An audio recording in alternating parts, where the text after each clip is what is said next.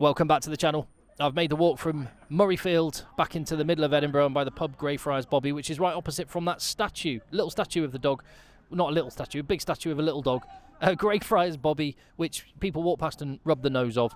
If you've been to Edinburgh, you'll know it. I love this city, I really do. I may have stopped a couple of times on my way back. It's important to stay hydrated when you're walking as much as I have done today, which is currently, let me have a look, 17,000 steps and counting. The night is young. But I wanted to take a few minutes, just park my backside down and have a little word about England.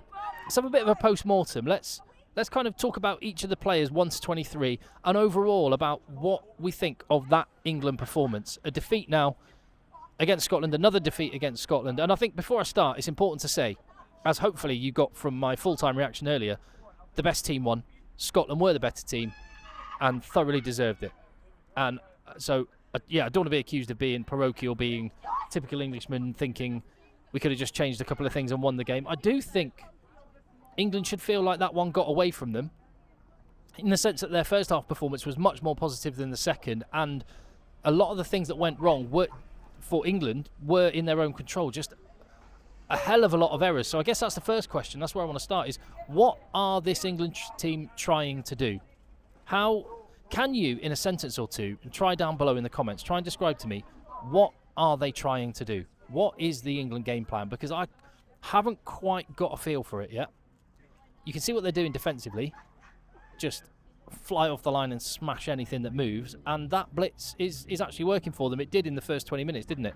Particularly in that first 10. Honestly, Scotland were rattled, like literally and metaphorically, because England were flying, smashing them, and cleaning up the ball that was bobbling loose and then capitalising. And this is where I will give England a bit of leeway. They are clearly more ambitious than they have been. They are clearly trying things. They're trying to evolve their attacking side of the game. And so I will give them leeway for that. And I do come away feeling, weirdly, despite a defeat, a little bit positive. Is that how you feel? Tell me down below if you do in the comments. But what are they in attack? How would you describe their game plan? Because you can describe what France do. They batter the gain line and then flood through with offloads. You see what Ireland do. They do the little intricate passes. South Africa, it's, you know, the power game and then gas. England, I don't totally know. It feels a little bit like a team that is... Well, it feels like a team that's early on in its journey, but it doesn't totally know what it wants to be yet. But weirdly, after complaining, as a lot of England fans did, that we were not attacking enough in previous games, maybe I feel like we actually let the leash off a bit too much today, weirdly. Maybe trying to run before we can walk. Maybe the things that they were trying today will work in a year's time, but didn't work right now because the team's too early in its journey. Just needs to simplify a little bit, weirdly. Maybe... I'm coming away from a game saying maybe England should have been a bit more pragmatic and kicked a little bit more tactically. Anyway, tell me what you think. So let's go through the team 1 to 23 then. I haven't actually written it down, so I'll have to remember who was playing. Ellis Genge, number 1. Kind of meh. 6 out of 10 sort of performance. England just generally don't have the dominance in the scrum and up front, in the front five, that you would expect. And the great England teams had scary, nasty front fives, and England don't quite have that. And there's lots of reasons for it. We don't have 150 kilogram specimens, generally speaking, like look at the French team, South African team. That helps. And the Premiership, I think, isn't geared as much as it was to that DNA of English rugby, just massive men battering each other. The Premiership's tried to evolve. England is trying to evolve, but have we lost a little something? We've produced more kind of Ellis Genge, Kyle Sinclair types than we have. Trying to think of a good example. Who's like the last like massive rock of an England scrummager? Someone in the Jason Leonard mould. You just know if he's on the field, nothing's moving anywhere. You're going to get solid ball. Anyway, so Ellis Genge, yeah, okay, fine. Jamie George, same. He's clearly the best choice at hooker. And actually, I will say, just as a captain, communicating with the media, I think he's brilliant. As I think I mentioned on the video earlier, he's been so open this week, talking even about the death of his mum, and whilst that's really, really hard for him individually, the way that he has been really open with it, I think, it's just been so refreshing. And I think he can, that kind of openness and positivity can be something which manifests itself out on the field with the England team as well. Dan Cole, the Koala Bear, I thought he was one of the better performers for England today. The fact that he was the first man chasing down a kick chase, making the tackle. What's going on there? How's that happening? Fair play. Maro Itoje, clearly an excellent player. He's not the world-class, one of the best locks in the world that he was a few years ago. We need him to be there. We need him to be there. Is he getting picked on reputation a little bit? No, I think he's still worthy of his spot in the team, isn't he? But he's just not the dominant force that he has been in the past, and we need him there. So Ethan Roots, man of the match against Italy, did nothing majorly wrong. Looked okay against Wales. So I wouldn't have selected him personally. I would have gone with George Martin, but I was quite happy that he continued. That feels like the right thing to do in a way, rewarding good performances. I don't know. I was looking today. Largely anonymous for me, and I don't know. He does the job he does well. Test level first choice. I'm willing to give him time in the squad, but maybe not for me. Sam Underhill, I like him. Wasn't as, I mean, he's a guy that if you're going to play this blitz defence, he's a guy that, like with Ben Earl, who just flies up rapidly and smashes people. So he kind of fits that system. He's deceptively massive as well. Tell you what, he's big. Like on the telly, I don't think it comes across how massive he is. And then Ben Earl, just mentioned him. Pick of England's forwards again. Focal point as a carrier, massive defender, talisman, and he's ace. Really, really like Ben Earl, and just seems such a top bloke as well. Just one of those characters you warm to on and off the field. Danny Kerr made some mistakes. Actually, England were playing with some quite quick ball, and he was keeping the tempo high early. Kicked straight out, which lost a bit of momentum. And England generally made a load of errors, so Danny Kerr wasn't alone in that. George Ford, here's one thing, okay? So I feel a bit like there's some unfair scapegoating of George Ford going on at the minute.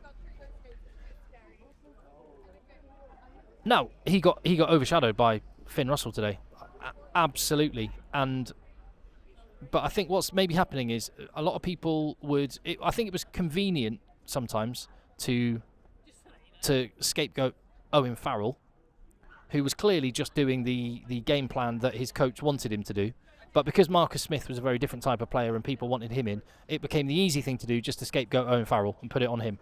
I think there's a little bit of that going on because the prospect of Marcus Smith coming back, hopefully for Ireland, we'll see, I don't actually know.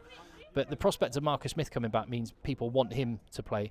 Therefore, it's convenient to think, oh, England aren't playing great, I want Marcus Smith, therefore George Ford is the problem. George Ford is not the problem. He is really not the problem. England, whoever, for the last few years, however many years, whoever plays fly half, England have great options. That is not the issue. So I don't like the sort of heat that's coming George Ford's way. I thought he did some really good things today. His goal kicking was excellent. The drop goal was lovely. And in the early stages, he was orchestrating things brilliantly.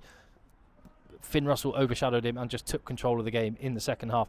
The amount of errors that led to the lack of possession and territory, then you can't really blame the fly half so much. Wasn't his best day. I'm willing to accept that.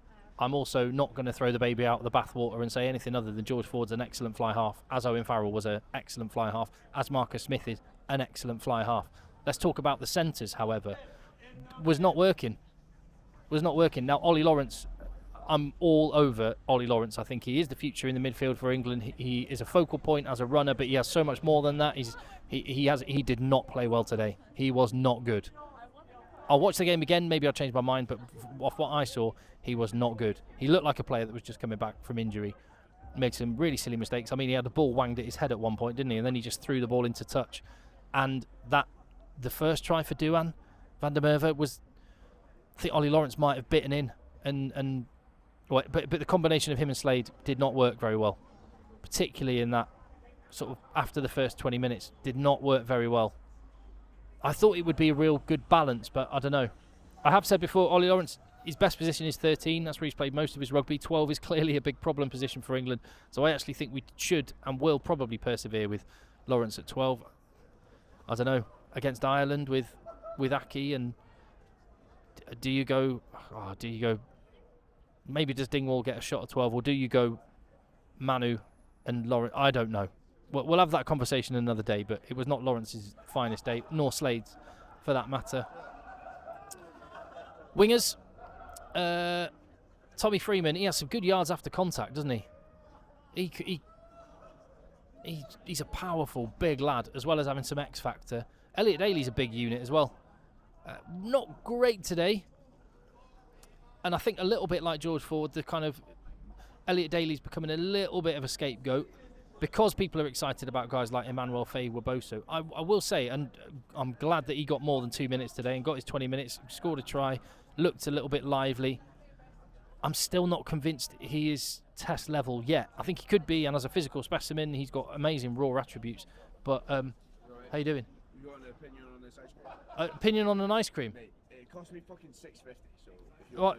Sorry, what's your name? Sorry. Cammy, mate. Cammy, how you doing? How you doing? You all right? I'm so you've just spent £6 on that. You don't mind me tasting it? Yeah, go for it, mate. Have a bite. What's your thoughts? I mean, it's decent. £6 though. You're judging it for £6. Yeah. If you paid £3 for that, you'd be like, yeah, that's decent. That's all right. No, that's cool. I've had it. How you doing? Were you at the rugby today? We were like watching. Well, come and sit down for a second. Hell yeah. Come and sit down for a sec. Do you want to try a bit, but not for you? No, I don't want to try any. Not really. What's your name again? Cammy. Cammy, yeah. Cammy's just Scottish. I'm Tim. Tim, nice to meet you. Yeah, lovely to meet you. What? I'm trying to find out. So I'm just doing a little video from Egg Chasers is my channel, right? Oh yeah. Yeah. I've watched that a few times. Yeah. Oh, good man. Well, so I'm doing it from my channel. I'm talking about England at the minute, not Scotland. Right. You guys were great, by the way. Thank you. But can you try and describe what England is trying to do? I'd say win is probably their main goal. I feel like it's a bit interesting, to be honest. I think the new lads coming through is probably better for it. I think they went through a few years where there's just too many of the older boys that weren't really getting anywhere. So bringing up through the new generation is helping, but I don't really know. I'm going to be honest, I was pretty drunk watching that game. So, I mean, yeah, that's my analysis of it. Logan, what are you thinking? Their attacking structure is abysmal, to be honest. I mean, the Scottish defence is good, to be honest, but the attacking structure from England is just, it's not on par, I would say. So many mistakes as well. There's a lot of mistakes, but I think the defence from England were better than their attack, but their attack can do a lot of work. I think the mistakes comes back to just the fact that it's like young lads coming through, because young lads did do well. There's that lad came on off the bench and he scored quite early. Like, that was just good individual skill. But yeah, it's just experience of playing that internationally. You just need to get used to it. Tell you what, when I need a safe pair of hands to hand over to take on for the channel, where I have a Scottish little Egg Chaser Scotland, I'll be getting in touch, boys. Thank you. Well, we'll leave nice you to one. it. Thank you for Top man. Have a good night, yeah. You too, mate. Ah, nice lads. I think they pretty much nailed it, don't you? I reckon. So where was I? I mean, they just covered the wingers off. Fullback George Furbank scored a good try, and then. Scored a good try, and then I'm getting some other people loitering now. Bonne nuit. I don't know. Will he start the next game? It'd be harsh if he didn't, but then he wasn't great. But then England weren't great, and you got Finn Russell up against you, who can make any fullback look stupid. Ask Thomas Ramos, and ask in the past, and ask. I was going to say Hugo Keenan, but not Hugo Keenan. No. And not Damien Willemse. Finn Russell can make an England fullback look really stupid. Yeah. The bench, Chandler Cunningham South, that guy is a test match animal. Eddie Jones might have been right about the concept of a test match animal, because whatever that is, he's got it. He's massive and he's dynamic, and he at that level, large bodies that can move that fast are quite handy. And George Martin as well. I think maybe could the two of them be worth a start? That's where my head's at right now. It is the England back row should be either George Martin, Sam Underhill, Ben Earl, or it could be Sam Underhill, Ben Earl, Cunningham South, or it could be It could be Cunningham South, Earl, Barbary. Or Cunningham South, Earl, Mercer. We have got some players that we're not using, haven't we? Overall, I'm letting that one slide a bit because I'm going, all right, they're trying things. Give them the benefit of the doubt. I think it wouldn't be hard to be a lot better. And it's clearly a team early in the journey. That's kind of where my head's at. Yeah. Right. Anyway, that's going to be my work done for the evening. I'm going to go and enjoy myself in Edinburgh, and I will reconvene on the channel very soon. Leave your comments down below. Give the video a thumbs up, hit subscribe, and I will see you on the next one.